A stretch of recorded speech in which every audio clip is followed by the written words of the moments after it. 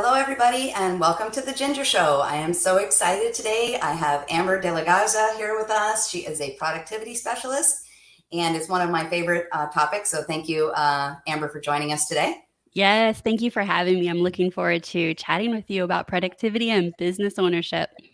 Awesome. So I am just going to tell everybody a little bit about you. So Amber De La Garza is a productivity specialist. Amber helps small business owners maximize profits, reduce stress, and make time for what matters most by improving their time management and elevating their productivity. Amber is a sought-after coach, trainer, speaker, writer, host of the Productivity Straight Talk podcast, and a creator of Leverage Lab. Yes. So you are very busy. Yes, all the ways in which I can share the message about productivity and time management for business owners. Yay. Well, I'm so excited. I really want my viewers to learn about this and why it's important. And, I really know that for me, it's a very important thing to find that productivity and work-life balance. And so today our topic is how to create a sustainable work-life balance with Amber De La Garza, the productivity specialist. So we'll go right into it. So what does imbalance look and feel like, Amber? Yeah, so I think this is really common feeling that many business owners have. We're goal oriented, we like to go after things, and oftentimes it's framed that we're going after these big goals in our businesses at the expense of other areas of our lives, like self-care or health or spending quality time with loved ones, or perhaps even having a hobby. And the work that I do is all about ensuring that, like you said in the intro, is like reducing stress. When we feel out of balance, it feels very stressful. There's guilt, there's shame that comes around it. Oftentimes, that's very emotionally charged. We feel like we're living out of balance. And so when we live out of balance, it then affects how we're showing up in our business, right? So we cannot show up our best when we're not in a place where we can really focus on taking care of ourselves. So imbalance can have a lot of symptoms that have these rippling effects throughout our business and our life. And I would love to say that the opposite of imbalance is, well, how do you describe being in balance? And that's where I think it can get a little tricky, because you and I probably have two different definitions of what balance looks like. It's not equal time, equal hours, or attention, but really finding out what it is that we each want in our lives and being able to give that the time and attention it deserves. Excellent. Yes, I definitely feel that stress myself as a business owner. Oftentimes I feel, my husband gets neglected, not that I'm not cooking dinner or doing those kind of things, but, after dinner, he's going and sitting and having some leisure time, and I'm coming back to the desk to work some more. Yeah. And oftentimes I get working, and the next thing I know, I notice it's 10 o'clock and he's going to bed. And so I'm like, oh no, and yeah, so I feel that guilt, like, oh my God, I didn't spend any time with my husband today. So I'm so excited for you to help us, learn how to fix that and do better. So what are some visualization techniques that are useful for gaining clarity in this department? Yeah, absolutely. Well, I'm going to be sharing with you a 3-step process on creating more work-life balance. And the first step starts with visualization. And visualizing, meaning seeing what it is that you want to create. Like, what is your version of being in balance? This is really important because what I find is business owners normalize. Right. So maybe you've normalized working after dinner, right? Like that's just the norm. That's the routine, right? Or working weekends or going in early or saying no to a social event. It doesn't seem like that is abnormal. It becomes the normal. And so once it becomes the normal, we stop questioning it. We're like, oh, can it be different? Can my work, can my business succeed if I do not work after hours, right? If I do not work after dinner, and start asking those questions.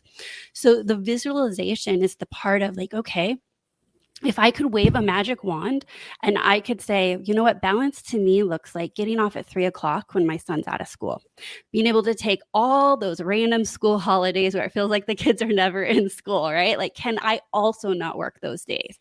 Can I run a business where I don't work on the weekends? So like that would be me questioning how I'm running my business, the time that I'm putting into the business, to be able to clearly visualize it. Another one might be, I want to run this successful business and take a 4-week vacation. Like, okay, so really, what does that look like? How can I visualize that? And that might be pulling down Pinterest pictures, having images, creating a vision board. And this, to me, the first step is just seeing that it's possible. Okay. Okay. Yeah. And then the second step is going a bit deeper, and it's like defining it.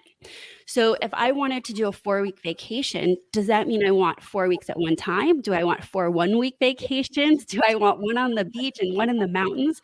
Getting so, so clear about specifically what it is that I want to create. I've had some clients that have done this and they visualized, when I was younger, I loved dancing. Like, could I pick up dancing again, like competitive dancing in my 40s and run this business? Like, that's the first step, visualization. And then defining it, it's like, well, I'd have to go back to a studio and I'd have to take classes 2 days a week. What days would I be able to take that? So getting super, super clear. Okay. And then once you've gotten clear about what it is that you want to create, to just start putting a little more balance in the areas of your life that you feel like you're out of balance in, then the third step would be to claim it. And this is where the work comes in, right? The first step, the second step, that's fun, Mhm. visualizing it, seeing it, getting clear about it, doing some research, getting the details worked out. But the third one is claiming it. And unfortunately, some people think, well, if I just decide I'm going to do it, I'm going to do it. And that's not always the case. This is where we have to figure out, okay, well, what would it take to not work weekends anymore? What do I need to do in my business to not work nights and still hit my goals? Like, those are the questions that where now your idea of creating more work-life balance will bring up areas in your business that you can make different strategic decisions. You can make business like changes in your staffing. There's going to be a lot of things that could come up.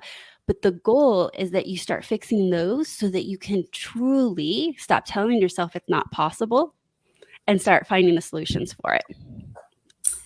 Yes, and I keep thinking about my night working, and how, there's got to be a way. And, I have a national marketing agency, so my team is all over the country, and Mhm. majority of my team is on the West Coast. And Yeah. so even though it's 8 o'clock here, it's 5 o'clock there. And so I want to be there for my team, and I want, but Yeah. yes, you're right. And when you mentioned it might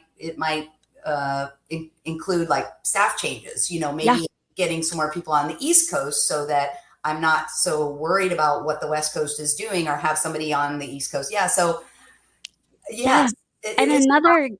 I could see it's a possibility. Now I just have to get there. Right, but you have to really want it. And so when we're looking at this pursuit of, I call it the and method. So I have this successful business that's reaching X benchmark, right, of revenue, and I have time for self-care, and I have time to have quality time with my husband or my kids, or to volunteer. Like, what's that and method for you? Like, what is the and formula that you want to create? And once you've created the goals of your personal life and your business life to work synergistically, that's when you feel like you're more in balance. Because when you have these goals in your business that are at odds, right, with the things that you want to create over here, it's always going to feel stressful. It's always going to feel like you're out of balance. Ginger, I just wanted to speak to something that you said, is that you can get incredibly creative with creating your own balance. Like, that's why we chose to be business owners, right? And so for you, if you did need to work in the evenings, like, what would that look like if you did like a Monday day date with your husband? Or maybe you cut out, a couple hours, like from 3 to 7 o'clock, and you cut out of the office a little bit early because you knew you were going to do a couple hours in the evening. I've got lots of clients that their idea of balance isn't a 9 to 5. And I think that's brilliant for us to be reminded of, is that our schedules don't need to look like the rest of the world. It could be what works for our business, what works for our families, and what works for us. Some people like literally do their best work at night, right? So why would I say actually balance needs to look like cutting out at 5 o'clock when now they're cutting out the time that they work their best? So getting really clear about what that could look like for each of us, and then claiming it, and then once you claim it, it's like, hey, Who do I need to tell on my team that I'm going to be out on a Thursday? I mean on a Monday for a few hours.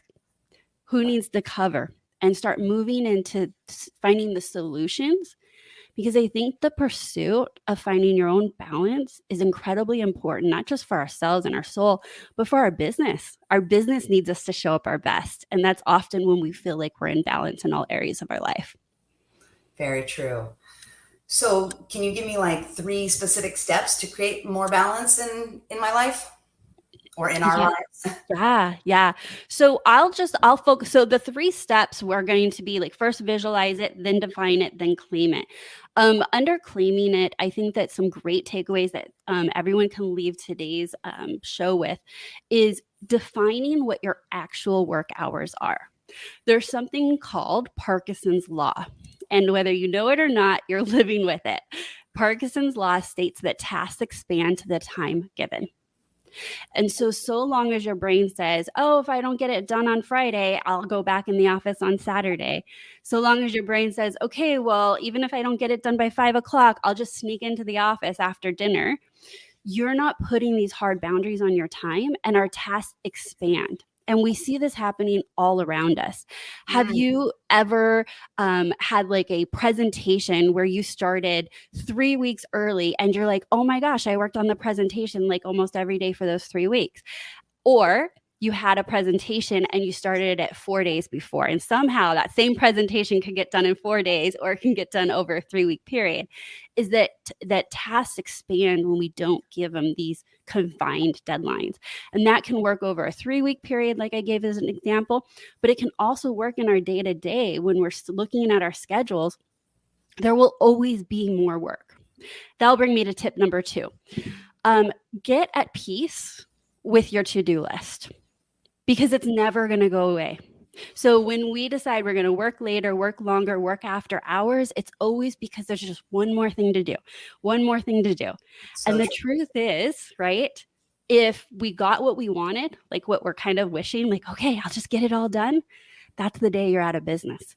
And so if you can focus on the fact that there will always be a to-do list, and then switching to look at your to-do list as what are your top priorities, and getting those done within the day and the week that you have defined as your work week, you will have a much more productive week. And some of the things, while we have a lot of these, some of the things that are not as high of a priority may not get done, but can you be okay with that so long as you get to live a balanced life? I love that, how you mentioned, making deadlines and things, because, one of the things I just thought about when you were talking was about the to-do list. So I have two to-do lists. I have a to-do list for my business, and I have a to-do list for my personal life. And what I've noticed is, like, I need to make an appointment with an ENT, example. Yep.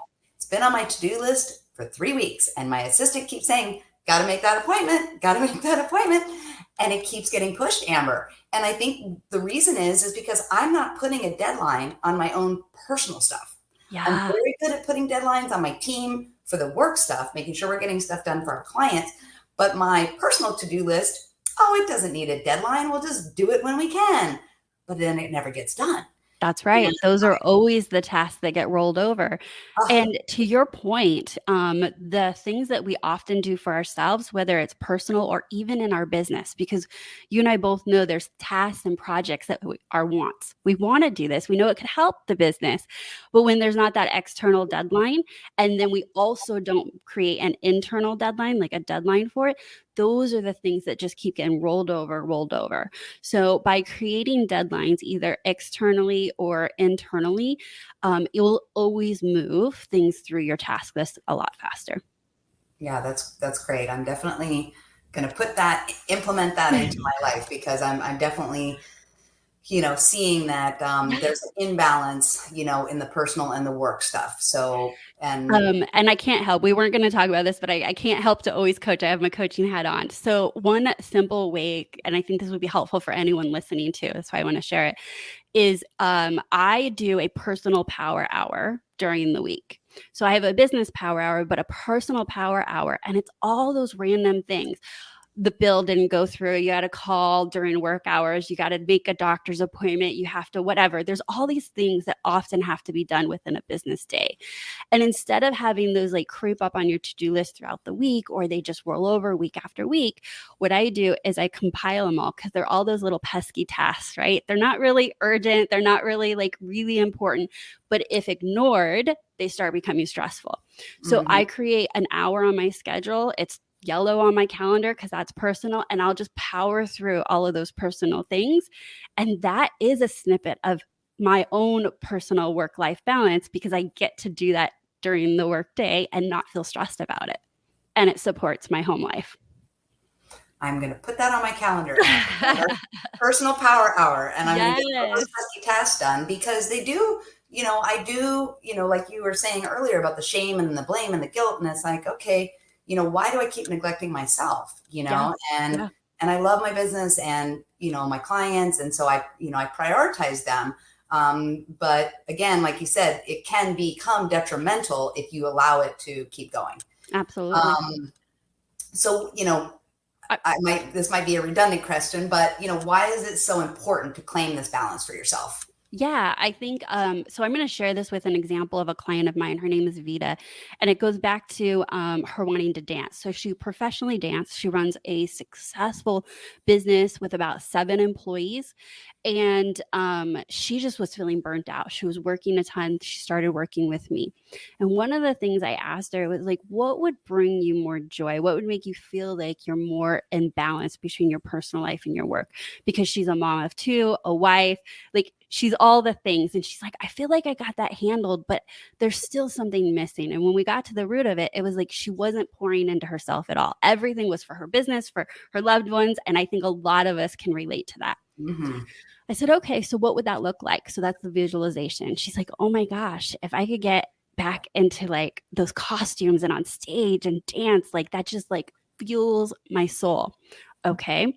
So then step 2 for her was defining it. So where do you go? What kind of time commitment may this require of you? Is it all coming during the workday? Is it on the weekends? And she came back and she's like, okay, I can take one class on the Saturday and I can take one class on a Wednesday. And then I can start competing in a few months.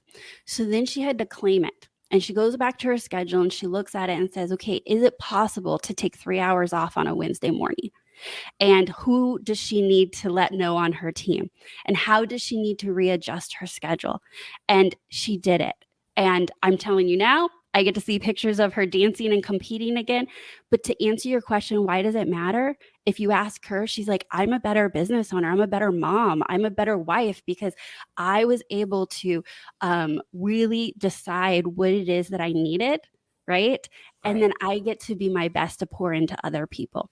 So, why is it important? Is because oftentimes we sacrifice ourselves, our health, our personal side, our hobbies, thinking that it's in the pursuit of giving it all to our business or our loved ones. And often case, it just makes us run dry and get burnt out. And so, if anyone here is listening, is like, oh my gosh, I'm just exhausted and I'm burnt out, you may need to find that little piece of balance for yourself to reinvest in yourself. Absolutely. And I definitely have suffered from burnout before, and I'm very, very acutely aware of when I'm starting to feel that. Yeah. I know what that feels like, and it feels awful. Yeah. For me, it's going to the beach and just meditating and relaxing and reading a book. So I know what I need to do for when I'm starting to feel that way. That's great. And I will, if I'm starting to feel that way, I will just take half a day of, and my team too, our mission part of our mission in our company is to, put our mental health and our family first. And so, we take oftentimes mental health days. And when me or one of my team members need that, it's just not even in question. It's like, you do it. That's So yeah, thanks for beautiful. bringing up burnout, because I know a lot of us suffer from that. And I've even, one time I was like, I wonder if I have adrenal fatigue, which is like Yeah. like That's a really. very, very big thing for a lot of business owners because you're high stress for a long period of time. Adrenal fatigue can just wreak havoc in our bodies. And it's this circle of exhaustion Yes. that, one beach vacation won't fix. So it's definitely worth, looking into if you've been Yes. under stress for a very long time. Yes. Thank Ginger, I love your mission. I love that you have mental health days and that you're supporting your team members like that. I would just say for those of you that are listening, if you don't have that, that's a great strategy, definitely. And if you do, my question is, are you honoring it for yourselves? Because I also find with my clients that they treat their team members better than they treat themselves, meaning they will protect team members from getting burnt out, but then pick up all the slack themselves. And so this is me giving you permission to say, man, if you're leading your team, it's really, you need to take care of yourself so that you can lead your team. Agreed. And, I am I suffer from that because I tell my team family first, but as I told you in the very beginning of the show, my husband is often last, not last, but just in certain time blocks, right? When it comes to the evening time, weekends, I'm pretty good about taking off with him because most of my, I have my team take off. So yes, unless it's a emergency, everybody's off. So I don't have, so it's a time that I know that I can and focus on him. Step away. Yes. So yes, I have to listen, like you said, to what I tell my team, I have to also do for myself. So thank you for pointing that out. Yeah, absolutely. And then if you could give us like a tip. So, the premise of the show is work or life, work, wellness. So I kind of always ask towards the end of the show, if you could kind of give us some tips relating to each one. So if you could, for work, life, and wellness, give us a little tip relating for each one. Yeah. So for work, I would say my tip is to stop focusing on just being busy, but really focusing on being productive. And, there's a lot of ways to define productivity, but I'll just share with you mine. And if you guys like it, you can, take it as your own definition. But for me, productivity is when you're investing your best time. So that's going to be blocks of focus, distraction-free time when you're showing up your best on your best activities, which are the ones that actually move the needle forward in the business. If you can just give yourself the gift of no longer seeing every task as equal on your to-do list and really determining what your high value activities are and focusing on those, it will definitely help with your work-life balance. Awesome. And then the next one is life. So it's funny, I've actually said some of these in our conversation. So with life, my tip is to ensure that your work goals and your personal goals can work together synergistically. So when you go to set goals in your business or you go to set goals with your family or for yourself in your personal life, don't look at them as two separate. As business owners, it's such a great line. We are our businesses and our businesses are us. They're like an extension of us, right? And this is when I think it's really important to make sure that these goals are working together and you're looking at them together, like on the same page and asking yourself, what does it look like to pursue this goal and this goal together? And is that possible? And what's that strategy to make that possible? Instead of saying, I got to look here. And then at 5 o'clock, I look over here. And Monday through Friday, I look over here. And then maybe I'll get it to this on the weekend. Like, how can they all work together synergistically? And then the last one is wellness. And this is my call to each and every one of us, is not to sacrifice our health, our physical health, our mental health for our businesses. It is not worth it. I have been doing this work for over a decade, and I've seen time and time again of seeing business owners say, next week, next month, next year, not right now. Once I hit this goal, then I'll focus on myself and health. And it's just something you're going to continually kick down the street until you decide that it is the highest priority. And I can tell you it's the highest priority because when you are sick, it's never on your own time and terms, and your team needs you, your clients need you. So being proactive and taking care of yourself is one of the best investments in your business as well. Yeah, definitely. Without your health, nothing else works, right? That's right. I remember getting COVID, and I think I was in bed for 12 days, and it was awful. And I remember thinking, oh my gosh, this is so awful. Like it really made me very grateful for my health. And I knew it was COVID and I knew it would pass.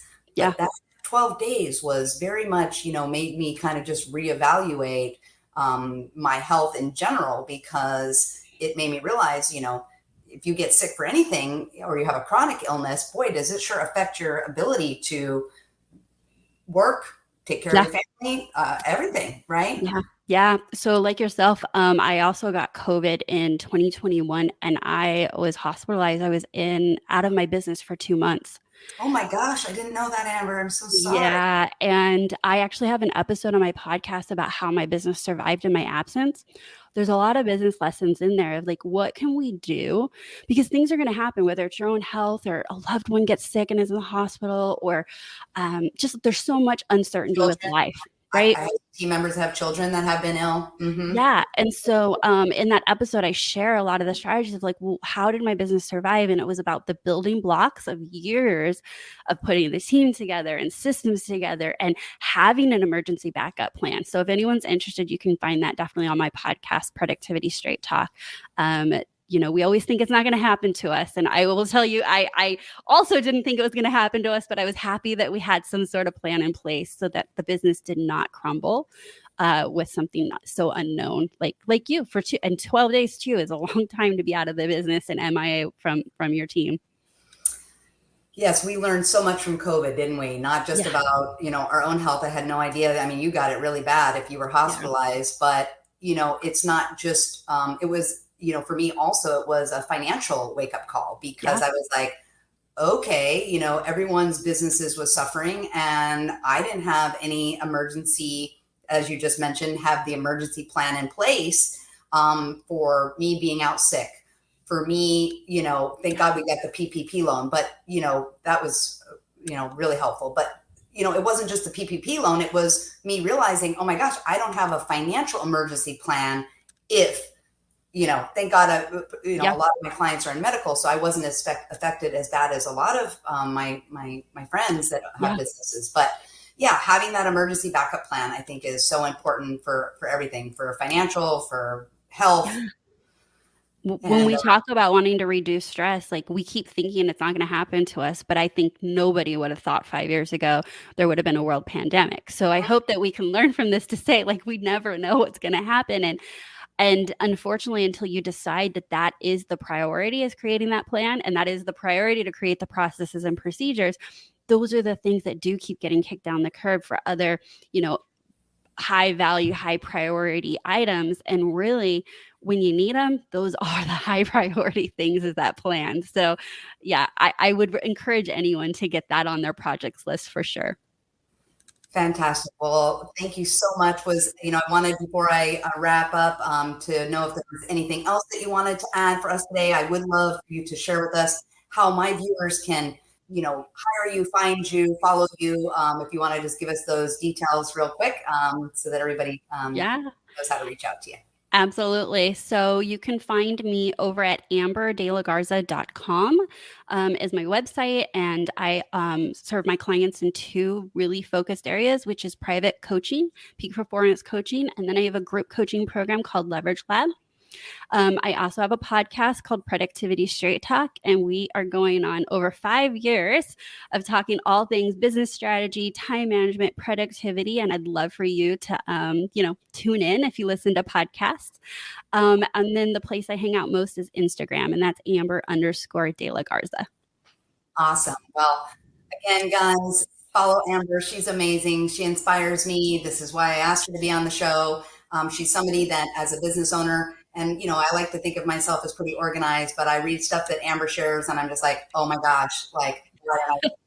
So follow Amber. Do yourself a favor. And I'm going to thank you so much for being on the show today, Amber. I know you're super busy, so we're going to let you go. And It was my pleasure today. Thank you so much, Ginger. thank you.